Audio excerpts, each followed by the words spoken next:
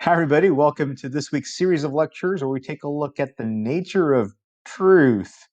Like, what is it? Seems like an odd question to ask, but this is part of this branch of philosophy that we call epistemology, where we take a look at knowledge, ask questions about how we know something, what does it mean to know something.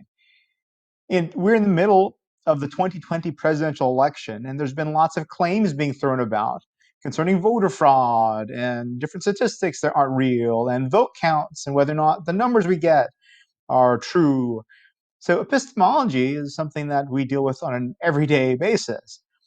Now, the question we looked at for the past few weeks is, how do you justify knowing something? How can we justify the idea that there's voter fraud? How can we justify certain numbers being presented to us in terms of voting counts in different states? How do you justify knowing that one of your legs is longer than the other, or that you have a certain grade in the class? Well, traditionally, what we saw for the past few weeks is that there's been this battle between knowing or justifying what you know through reason, right? Folks like Descartes and Plato think you can get knowledge by thinking, by simply rational processes. And then there are folks that say, no, you can get knowledge through experience, through sense data. These are the empiricists.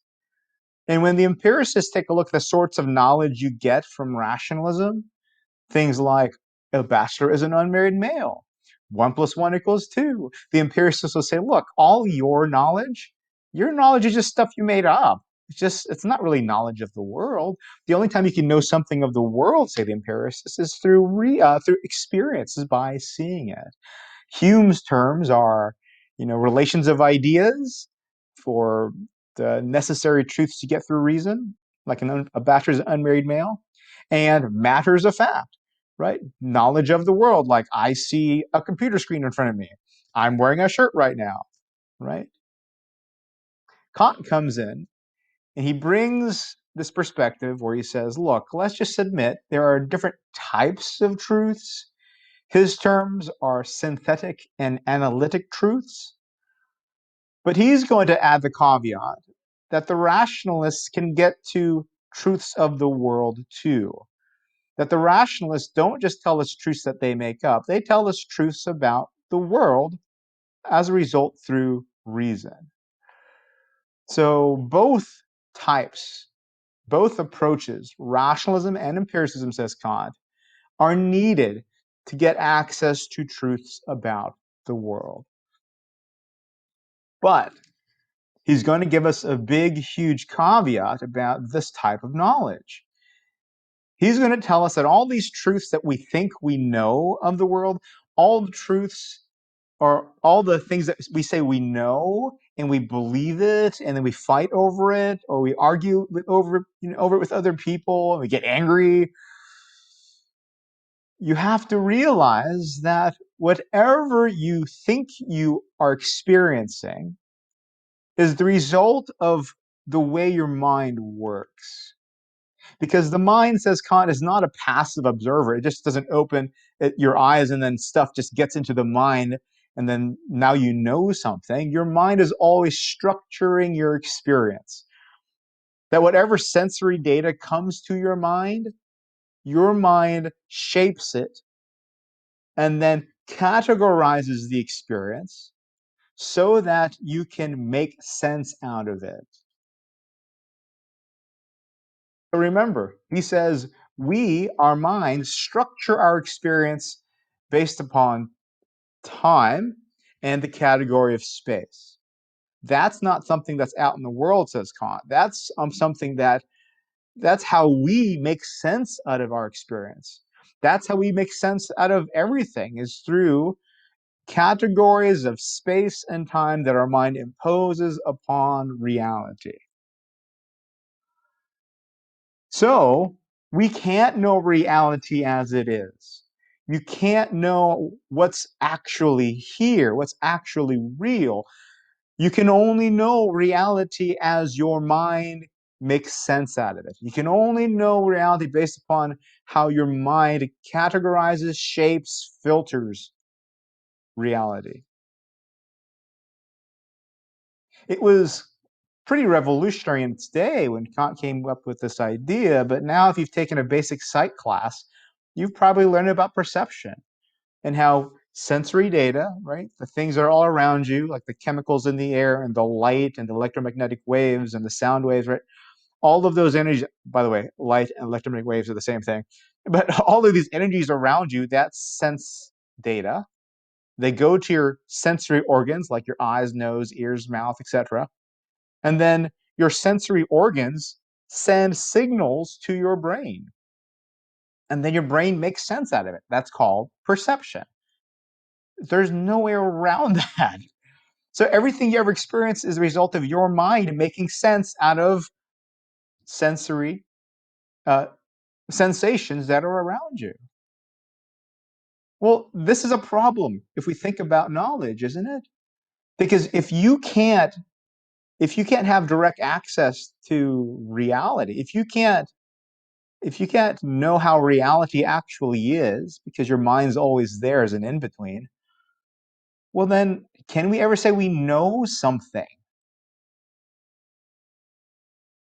I mean, think about all the fights we're having with and disagreements we have with people because we believe different things. Kant says none of you can say with certainty anything about the absolute nature of reality. Because everything that you experience, everything you think, is always shaped by the inherent structures of the mind. You can't get around that.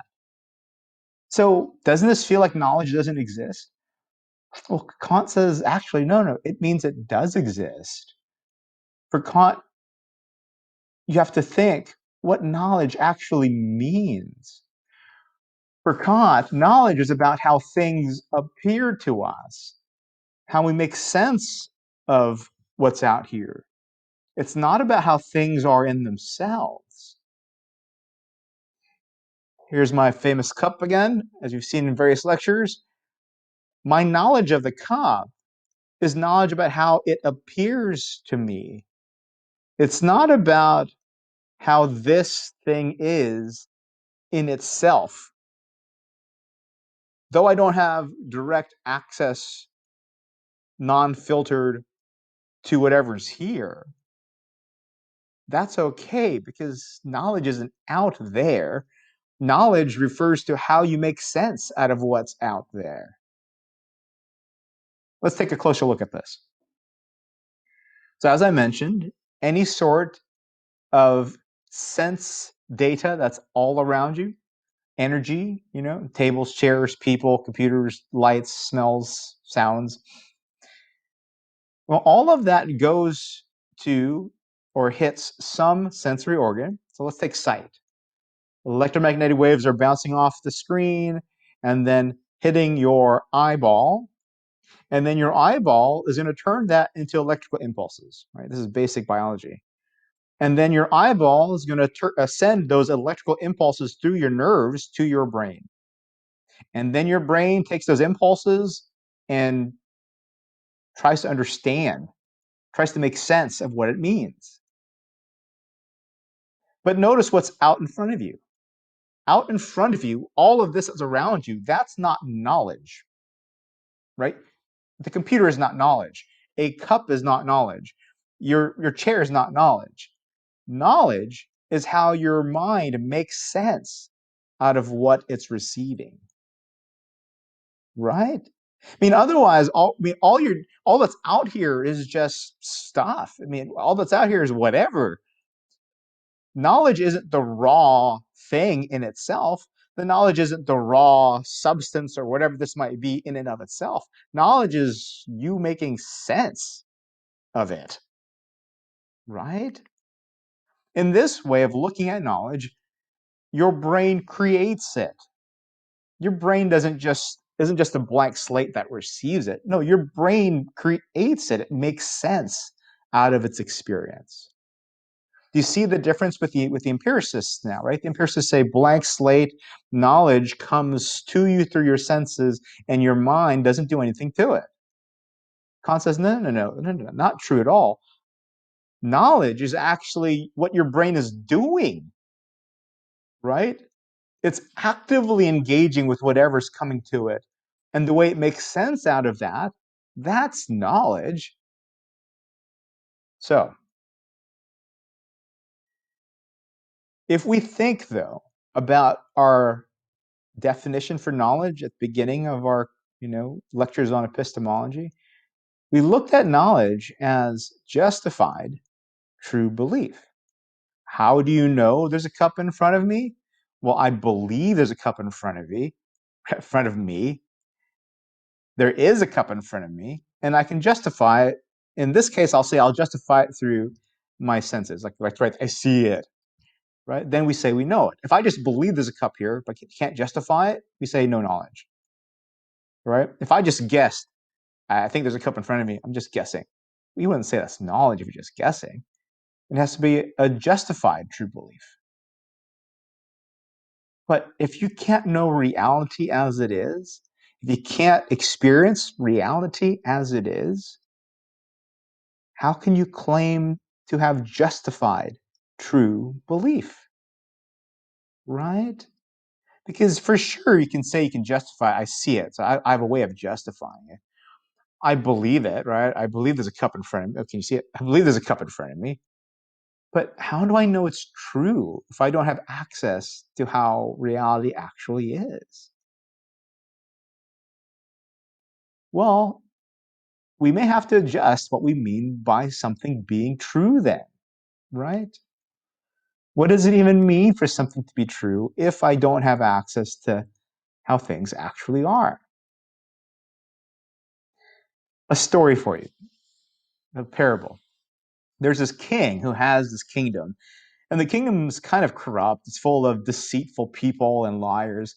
So the king wants to clean that kingdom. By the way, that kingdom is like nothing like what we live in today, right? Everybody's cool today. This kingdom has a bunch of liars and full of deceit. So the king says, I'm going to clean this up. I'm going to make sure anybody entering into our kingdom is going to have to tell us what their purpose is in the kingdom. So if any of these foreigners come in and they actually lie to us, we find out they're not doing what they told us they'll do, it's punishable by death. They're going to be hung. So the entranceway, like the bridge leading to the kingdom, the king sets up a couple guards. And people going into the kingdom have to go through this bridge, and the guards ask, okay, what's your purpose here? And if they lie, the kingdom or the king and the guards will execute them, will hang them. If they tell the truth, they're allowed to pass and live their lives, etc. Well, this a wise sage got hold of this, right? And he thought to himself, I don't know about that. And he wanted to prove a point. So this wise sage got on his donkey and rode to the gate, to the bridge, to enter the kingdom. The guards ask, okay, well, what is your purpose here? And then the wise sage says, I came here to be hung. One of the guards goes, there's no way you came here to be hung. We're going to execute you. The second guard stopped in his tracks as the first guard said that. I mean, what's the obvious problem there? Problem is that if they actually hang him, then he would have told the truth. But if they just let him go into the kingdom, then he'd be a liar. So what are they supposed to do? They were dumbfounded. They had no idea what the truth was. And as they stood there dumbfounded, the wise sage got back on his donkey and just rode on through. So what do you think? What do you think this parable or story is saying about truth? And can you see it in relationship to what Kant is saying at all about knowledge and truth? That's your Flipgrid reflection assignment for this week.